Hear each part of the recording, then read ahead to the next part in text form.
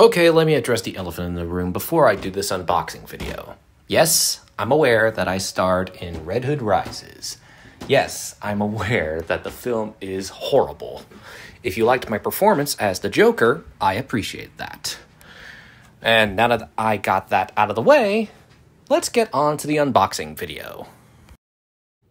You know, despite my ill will and embarrassment that I feel against Red Hood Rises, it doesn't really ruin my perception of how I feel about Jason Todd as a character. If he's written in a good story, he's a pretty great character. I think two writers that do a great job writing him, the most modern comic book writers that have written him, would have to be Jeff Johns and Tom Taylor. I think both gentlemen understand Jason Todd pretty well, and they've written him in good stories. And yeah, like I said, I mean, Red Hood Rises may have left a bad taste in my mouth, and I may be embarrassed to talk about it, but I still like Jason as a character, and I do like writing him. He makes for an interesting character to write, whether he's a hero or a villain. He's most compelling when he's a villain, because, you know, he's the fallen hero. That's why I like writing him as an antagonist sometimes. He's someone you want to stop, but you can almost sympathize with his actions. He's always been a complex character, ever since he made his debut in Batman number 357. At first, he was supposed to be a likable character, but after Crisis on Infinite Earths, when DC decided to do their first official reboot, Jason Todd became a little bit more complex, becoming kind of this edgy, anger-issued bad boy. Pretty much Raphael if he was Robin the Boy Wonder. The Ninja Turtle, of course, not the Renaissance artist. But I'm sure you figured that out. Yeah, Jason was a divisive character. He was so unpopular at the time that DC decided they wanted to retire the character. And so they did so in Batman, A Death in the Family, written by Thanos creator Jim Starlin and illustrated by the late Jim Aparo. You see, in this storyline, Jason Todd goes to the Middle East to find his biological mother. He eventually does find her and finds out that she's a nurse who is doing medical care for those suffering in the Middle East. But it turns out she was in cahoots with the Joker, who just recently escaped. And this took place a year after Batman the Killing Joke. Well, not exactly a year, more like it took place a few months, because this was published in 1988. Anyway, Jason Todd tried to reveal to his mom, oh yeah, I'm Robin, you're gonna be safe, but since his mom was secretly in cahoots with the Joker, she sold him out. And so the Joker beat Jason senseless. And after beating him to a pulp with a crowbar and so on and so forth, well, Joker then screwed over his mom and left them in a building with a bomb. And so Jason saved his mom from the explosion, which ended on a cliffhanger.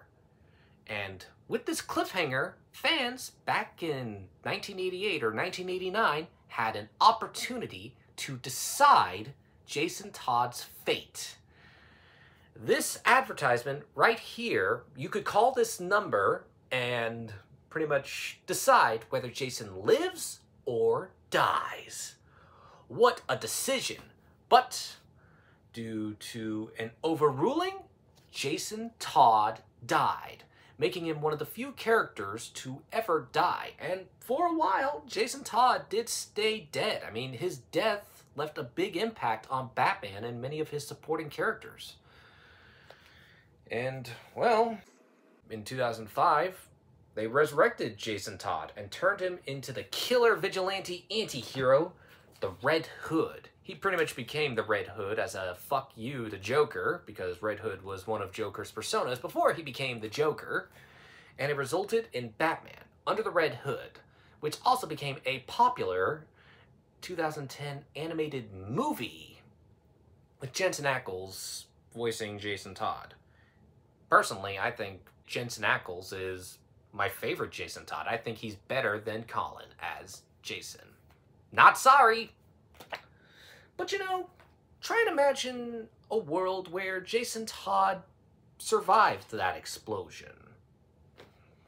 Could you imagine that? I mean, it would kind of have a lot of loose ends. I mean, Jason survived saving his mom, but oh, his mom died. But oh yeah, Jason would also have to live with the fact that his own mother double-crossed him. I mean, he still saved her, but still, I'm sure that kind of trauma would mess him up. Could you imagine if that would cause him to turn to the Red Hood anyway? We don't really know. But right now, this year, DC Comics has published the alternate outcome where Jason Todd lives. And I got the comic right here. So let's see what it looks like. I heard that Hellboy creator, Mike Mignola, pretty much did the variant cover. I can't wait to open this. I actually got it last night. Well, more like yesterday while I was at work. It's like my mom texted me, it's like, you got something in the mail from this one place called Planet Comics. I was like, oh, I know what it is. I got this weeks ago. Oh, good. I must have to take out the address. That's good.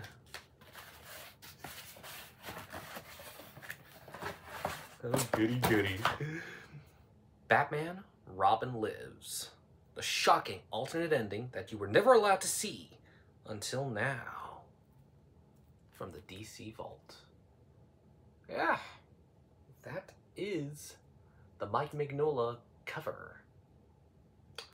Wow.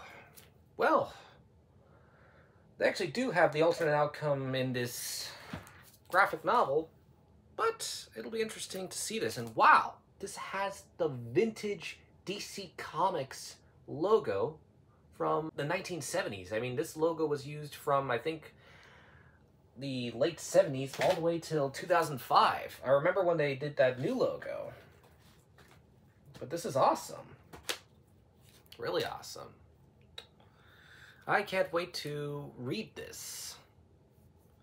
Anyway, that is my unboxing video. Thank you for watching it. Be sure to like and subscribe, and you know what? I think you've earned this little impression. Don't have a good day. Have a great day.